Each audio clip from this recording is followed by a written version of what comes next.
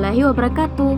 Halo teman-teman, perkenalkan nama saya Rahmawati Rahman dari program studi pendidikan matematika dengan NIM 2284202001. Jadi dalam video presentasi kali ini saya akan menjelaskan terkait materi tentang barisan dan limit barisan.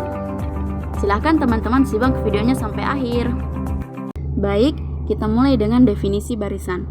Pemetaan X dari N ke R yang memetakan setiap bilangan N di himpunan bilangan asli N ke bilangan Xn di R disebut sebagai barisan bilangan real atau singkatnya barisan.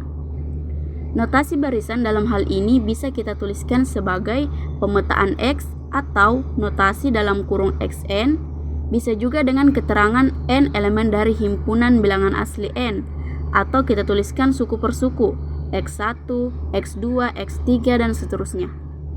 Dengan catatan bahwa notasi barisan dalam kurung biasa Xn di mana N anggota N ini berbeda dengan notasi himpunan Xn dengan N anggota N menggunakan dalam kurung kurawal.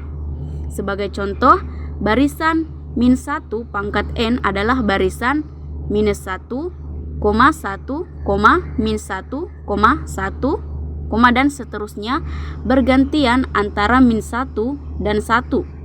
Sedangkan himpunan min 1 pangkat N adalah himpunan minus 1 dan 1. Dalam notasi himpunan, anggota yang sama tidak ditulis berulang kali, melainkan hanya satu kali. Nah, selanjutnya di sini ada beberapa contoh barisan. Yang pertama adalah barisan konstan C. Jadi jika dituliskan suku per suku maka C, C, C, dan seterusnya setiap sukunya sama dengan C. Kemudian yang kedua ada barisan R pangkat N adalah barisan geometri di mana dapat dituliskan R, R kuadrat, R pangkat 3 dan seterusnya.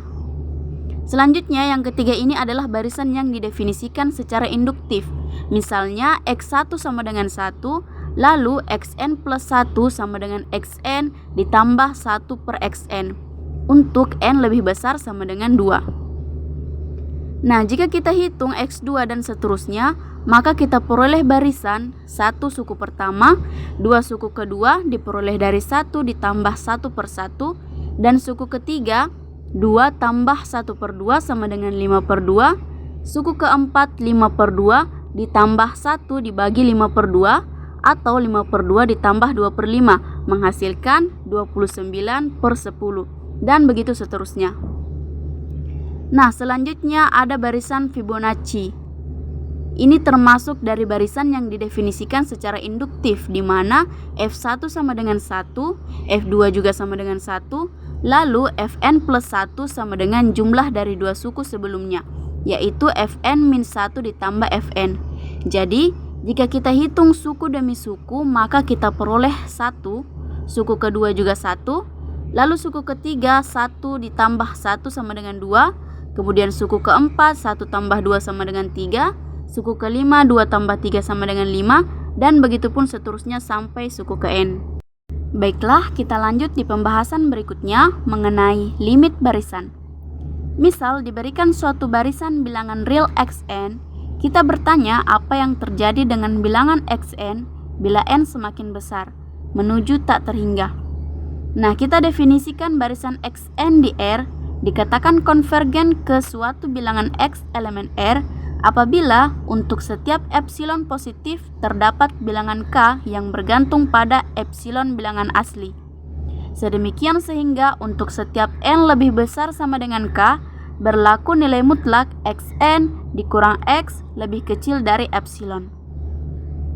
Bilangan X dalam hal ini disebut sebagai limit dari barisan Xn dan dituliskan sebagai lim Xn.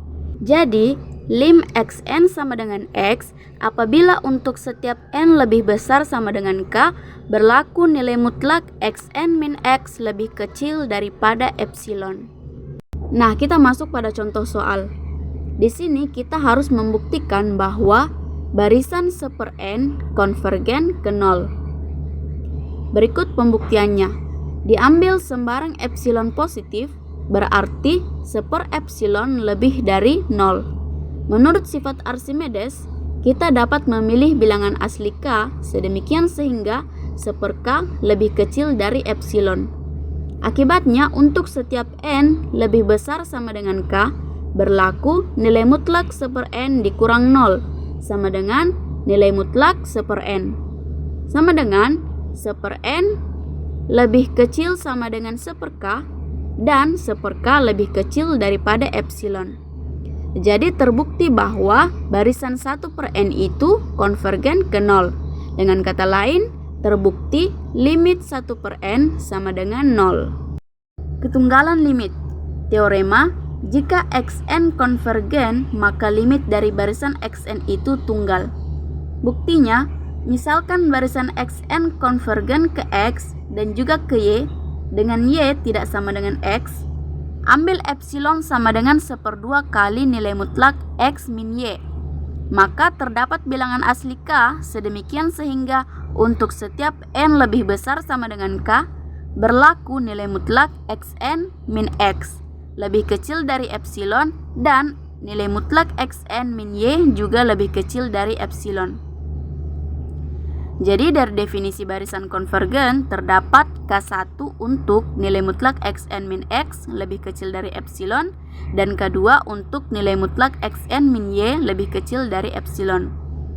Namun kita bisa memilih K yang terbesar di antara K1 dan K2 tersebut sehingga keduanya berlaku sekaligus. Sebagai akibatnya, dengan ketaksamaan segitiga kita memiliki nilai mutlak x min y lebih kecil sama dengan nilai mutlak x min xn ditambah nilai mutlak xn min y masing-masing kurang dari epsilon, jadi jumlahnya 2 epsilon, dan menurut definisi pengambilan epsilon, 2 epsilon ini sama dengan nilai mutlak x min y. Jadi nilai mutlak x min y lebih kecil daripada dirinya sendiri, sesuatu yang tentu saja mustahil terjadi. Jadi tidak mungkin barisan konvergen ke dua bilangan yang berbeda. Baiklah, itulah tadi penjelasan mengenai materi tentang barisan dan limit barisan. Semoga dapat teman-teman pahami. Mohon maaf jika ada kesalahan kata. Saya akhiri. Wassalamualaikum warahmatullahi wabarakatuh.